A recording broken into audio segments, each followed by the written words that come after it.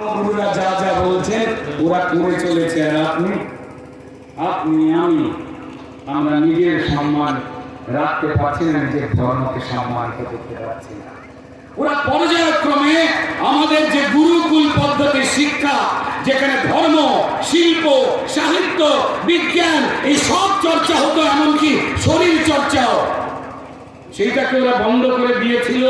তারপর মুঘল, তারপর ব্রিটিশ, তারপর ওই যে কিছু লোক দিল্লিতে 50 বছর ধরে বসেছিল, তারা গুরুকুল পদ্ধতির শিক্ষাটা তারা তুলে দিল, দিয়ে তারা মাদ্রাসা শিক্ষা আর মিশনারি শিক্ষাটা রেখে দিল। না, আমরা একবারে বলছি না সব তুলে দাও, আমাদেরটাকে ফেরত নিয়ে এসো, যেটা আদি, যেটা সত্য, যেটা সনাতন। সনাতন ফিরে এলেই সেকুলার সেকুলার আর বলতে হবে না।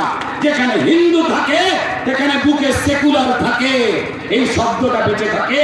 আলাদা করে আমার দেশ কোনোদিন জন্মের সময় সেকুলার শব্দটা নিয়ে জন্ম হয়নি, জেনে রেখে দিন। 70-এর দশকের শেষকালে এই সেকুলার শব্দটা গুঁজে দেওয়া হয়েছিল।